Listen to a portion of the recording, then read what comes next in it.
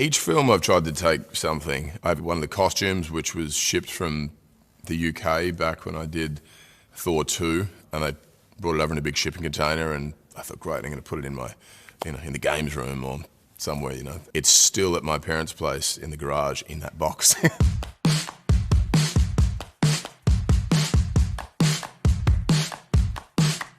When I got the film, it was a number of things went through my head.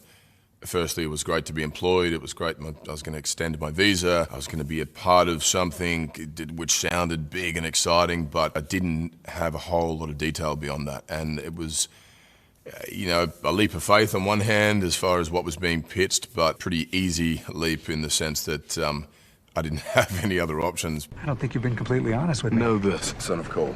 You and I, we fight for the same cause, the protection of this world. From this day forward, you can count me as your ally. If you return the items you have taken from Jane. Stolen. Borrowed. Each time you play a character, it's about what you bring to it, obviously, but so much of it is about who you're interacting with. And that can be other actors, the writers, the producers, director, the crew. Everybody has some sort of influence in some way. That's what's been such a joy about playing the character over the course of 10, 11 years, is working with different directors and seeing what different directors expect, want, or pull out of the character. We had built this incredible world with Kenneth Branagh, and I think we really nailed the sort of vulnerability and the fish out of water and this individual coming to terms with who he was and what his place in the world was. And then with Taika Waititi, it was about doing something different and unexpected, and so we really dismantled the world, we dismantled the character, we put him in a very different place and environment than he'd been in the past. We changed his look, a dramatic haircut, which was, a risk to the comic book fans for a minute there. Please, kind sir, do not cut my hair. It was a constant exploration of what else we could do and staying away from what felt familiar. That was our duty at that point, to service the character in the world in a different, unique, fresh way for the audience. Yes!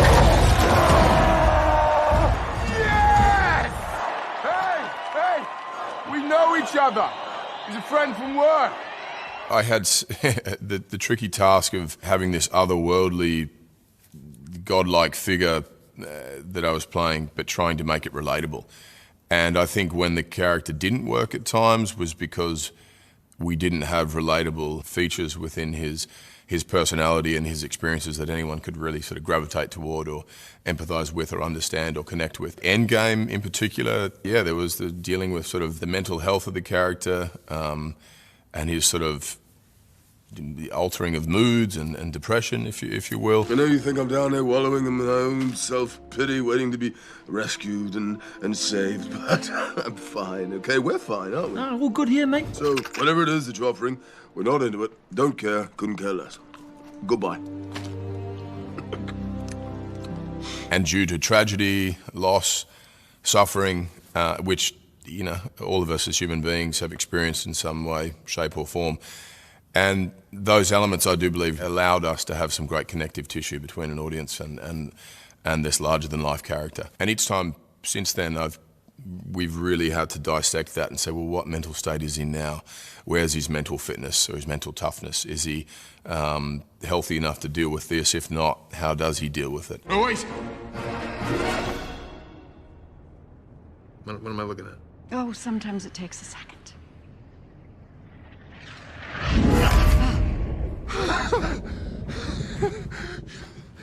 The original hammer, actually, a friend of mine called me and said, is this yours? And we'd used it in a documentary that I was shooting that she was a part of, and it ended up at her place, and she said, do you want it back? And I said, yeah, I think I should get that one back.